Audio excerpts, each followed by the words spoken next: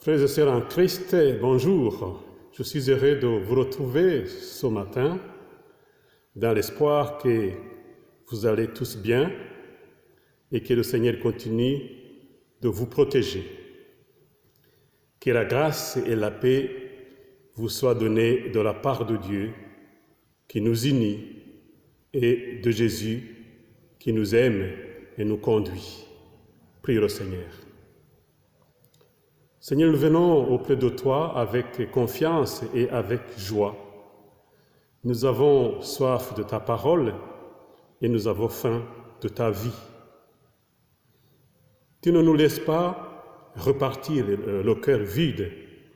Nous le croyons à cause de Jésus-Christ, notre Seigneur et Consolateur.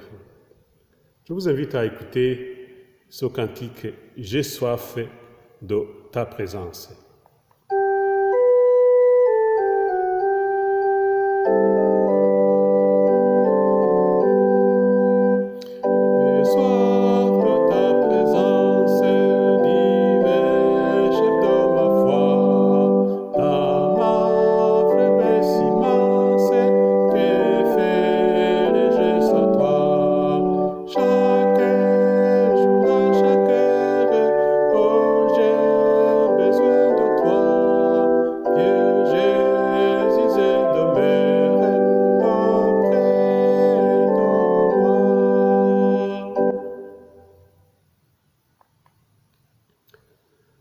Frères et sœurs, dans ces jours où les gens souffrent, beaucoup de souffrance, et c'est pour cela que j'ai choisi ce matin de partager avec vous sur cette méditation que j'ai intitulée « Et si la souffrance était une béatitude ?» En tant que chrétiens, lorsque nous traversons des moments difficiles de souffrance, nous nous posons des questions sur le pourquoi Dieu permet cela. Nous avons entendu ce qui s'est passé dans l'église Porte Ouverte de Mirouze, en France. Alors que beaucoup de chrétiens se retrouvent ensemble pour jeûner et prier, c'est à ce moment que le virus en profite pour se propager dans l'assemblée. Une bonne occasion pour le virus d'infecter plus de monde venant de plusieurs pays, dont une grande partie était des Français.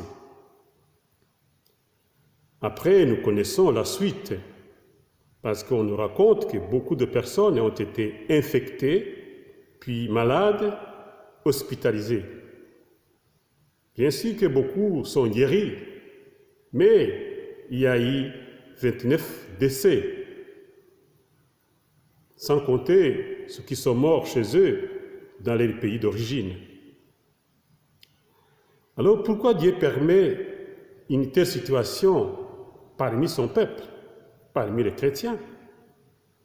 L'ennemi a trouvé une brèche auprès des réseaux sociaux qui ont exercé une forte pression sur cette Église et surtout sur le pasteur responsable de cette Église, ainsi que d'autres chrétiens en général. La question commune est celle-ci. Où est votre Dieu et que fait-il? Dans cette méditation, je ne prétends pas vouloir répondre à cette question, mais tout simplement je pose une autre question. La souffrance n'est-elle pas une béatitude pour les chrétiens? Voyons d'abord ce que c'est la béatitude de l'humain. L'humain veut le bonheur, appelé vie, paix, joie, repos, bénédiction, salut, et ainsi de suite. Tous ces biens sont diversement inclus dans la formule par laquelle on déclare quelqu'un heureux ou malheureux. Quand le sage proclame heureux les pauvres, malheureux les riches, Il ne veut prononcer ni bénédiction qui donne le bonheur, ni malédiction qui produise le malheur, mais au nom de son expérience du bonheur, il veut exhorter les voies qui y conduisent. La Bible nous montre que le vrai bonheur vient de Dieu. À la différence du Dieu grec de l'Antiquité, ordinairement salué du titre de bienheureux par ses adeptes, parce que selon eux, ce Dieu incarne le rêve de l'homme. Or, la Bible ne s'attarde pas au bonheur de Dieu sans commune mesure avec celui auquel l'homme aspire. 1 Timothée, chapitre 1, verset 11 et chapitre 6, verset 15. Bref, le bonheur que l'homme cherche n'est pas forcément celui que Dieu cherche pour l'homme. Dans les béatitudes, Jésus revient sur le même sujet en disant « Heureux les affligés, car ils seront consolés. » Matthieu, chapitre 5, verset 4. Les affligés sont des gens qui souffrent de tristesse, de maladie, de deuil, de persécution. Ils pleurent et ils cherchent quelqu'un qui peut les consoler. Nombreux sont ceux qui s'écartent d'eux. Mais parfois, heureusement, les parents, pour ceux qui en ont encore, des amis, émis de compassion, viennent les rendre visite pour partager la douleur ou la tristesse, pour les adoucir par leurs paroles et par leurs gestes, et ils s'efforcent bien sûr de les consoler. Mais trop souvent, ces bonnes paroles pèsent plus qu'elles ne réconfortent. Le cas de Job dans la Bible, envers ses amis, est un exemple typique pour nous. Job chapitre 16, verset 2. Job prit la parole et dit à ses amis, « J'ai entendu beaucoup de propos semblables. Vous êtes tous des consolateurs pénibles. Quand finiront ces discours qui ne sont que du vent ?» Au verset 6, « Si je parle, ma souffrance n'est pas soulagée, et si je me tais, elle ne s'en ira pas loin de moi. » Ces paroles de consolation, c'est des choses qu'on peut constater, ne peuvent faire revenir celui qui est parti et qu'on pleure.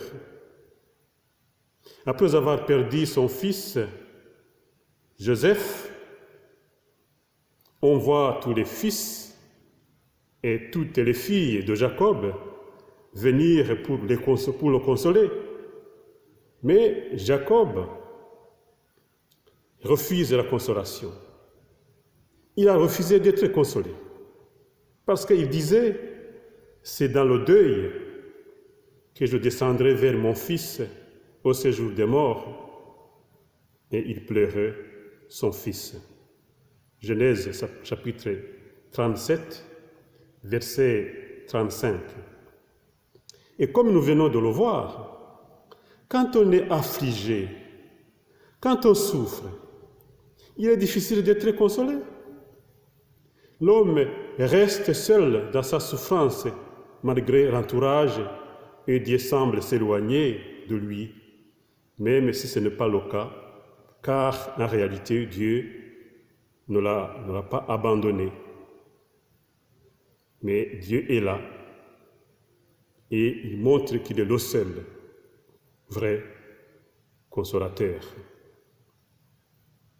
Mais quelle signification alors prend la souffrance dans le Christ? Ce thème a été souvent évoqué par l'apôtre Paul qui disait « C'est pourquoi je me plais dans les faiblesses, dans les insultes, dans les détresses, dans les persécutions, dans les angoisses pour le Christ. Car quand je suis faible, c'est alors que je suis fort. 2 Corinthiens chapitre 12, verset 10. Pour lui, le chrétien regarde toute souffrance à travers Jésus, chef de notre foi. Écoutons encore ce cantique.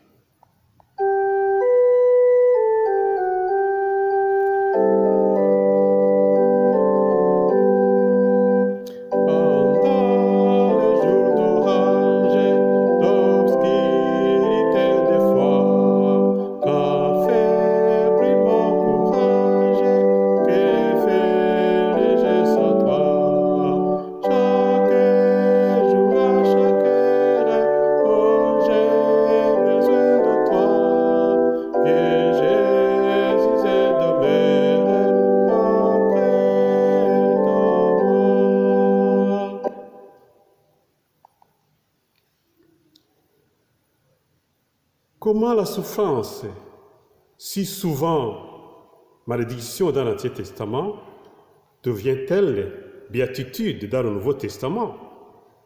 Comment l'apôtre Paul peut-il surabonder de joie dans toutes les souffrances endurées?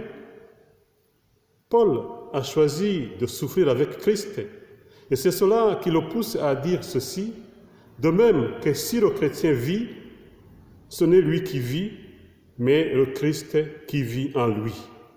Galates 2, verset 20. Ainsi, les souffrances du chrétien sont les souffrances du Christ en lui. 2 Corinthiens 1, 5. Le chrétien appartient au Christ par son corps même et la souffrance configure au Christ. Et si le chrétien souffre avec Christ, c'est pour être aussi glorifié avec lui. Et si nous portons partout et toujours à notre corps les souffrances de mort de Jésus, c'est afin que la vie de Jésus soit elle aussi manifestée dans notre corps. 2 Corinthiens 4, verset 10. La faveur de Dieu qui nous a été donnée n'est pas seulement de croire au Christ, mais de souffrir aussi pour lui. Heureux les affligés que nous lisons dans l'évangile de Matthieu, heureux ceux qui pleurent, rapporte Luc, est une béatitude qui nous interroge. Dans l'un et l'autre cas, la promesse leur est faite d'être consolés lorsque le règne de Dieu aura atteint sa pleine réalisation dans le cœur et la vie des êtres humains. Un jour ou l'autre, nous sommes tous affligés par la tristesse, par la maladie, par le deuil, ou les limites de notre condition humaine, et nous souhaitons, dans ces circonstances, trouver réconfort et consolation. Une formulation aussi générale permet aux hommes, aux femmes et aux enfants qui connaissent la souffrance de se sentir concernés par la personne et la parole de Jésus-Christ. Cette béatitude que Jésus adresse aux affligés et à ceux qui pleurent accomplit l'espérance messianique d'une intervention de Dieu. Certains passages du livre d'Ésaïe témoignent de cette espérance. On y reconnaît les termes de la béatitude dans ces paroles. Le Seigneur, Yahvé, a essuyé les pleurs sur tous les visages. Ésaïe 25, versets 6 à 8. Et encore, l'Esprit du Seigneur est sur moi. Il m'a envoyé porter la bonne nouvelle aux pauvres, panser le cœur meurtri, proclamer une année de grâce de la part de l'Éternel pour consoler tous les affligés. Ésaïe chapitre 61, versets 1 à 2. Cette parole sera reprise par Jésus lors de sa première prédication dans la synagogue de Nazareth, Luc 4, chapitre 16, verset 22. Jésus se présente comme le consolateur et la force des gens qui éprouvent dans leur âme et dans leur corps la souffrance. Son attention bienveillante à l'égard des souffrants révèle la proximité de Dieu et annonce la guérison de la maladie, beaucoup plus profonde que le péché.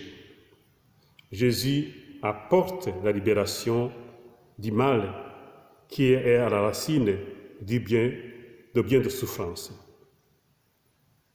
Il nous appartient alors de se laisser libérer en laissant Dieu régner dans notre vie. Il ne faut pas croire que la consolation est reçue passivement. Elle est en même temps réconfort, encouragement, exhortation. Et si le Christ nous a donné l'esprit de consolation, c'est pour que nous soyons à notre tour des personnes qui apportent le réconfort aux autres. Béni soit le Père des miséricordes et le Dieu de toute consolation qui nous console dans toutes nos souffrances, afin que par la consolation que nous-mêmes recevons de Dieu, nous puissions consoler les autres en quelque souffrance que ce soit. 2 Corinthiens 1, 3 à 4. Amen. Prions le Seigneur. Seigneur, accorde-nous d'être vraiment tes enfants en courant vers toi dans nos souffrances pour trouver une vraie consolation. Car dans ta bonté, tu nous comprends mieux que personne. Nous croyons fermement qu'au moment favorable, tu résoudras les problèmes de cette pandémie qui trouble le monde entier, que tu as créé si bon. Nous avons la certitude que ton amour, toujours secourable, est plus grand que nos souffrances, plus puissant que notre découragement, puisse nous habiter. Père céleste, nous nous abandonnons à toi pour rester fermes dans notre foi et espérer en ton aide.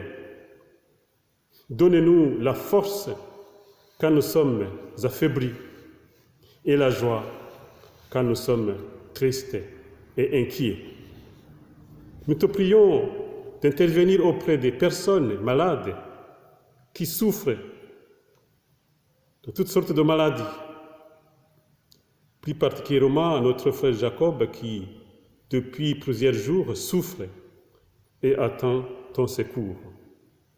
Bénis tout le personnel qui le suit de près et accorde-les sagesse et intelligence pour pouvoir accomplir dignement leurs tâches. Nous te remettons également à notre sœur Joséline qui a besoin de ta propre guérison. Fortifie-la et bénis-la pour que sa santé puisse se rétablir. Nous prions également pour Christian, pour que ta main puisse le rétablir définitivement et qu'il retrouve toute son énergie et toute sa force. Nous te le demandons au nom de notre Seigneur Jésus-Christ. Amen. Écoutons cette dernière partie de ce cantique.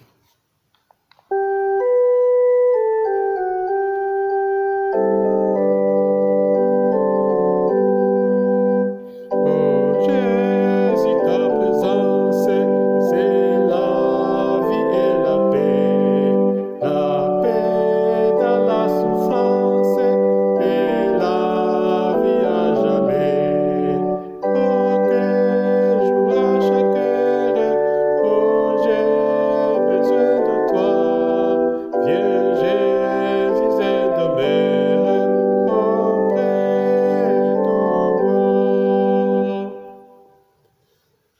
Bon dimanche et bonne semaine sous la protection de notre Seigneur Jésus-Christ. Amen.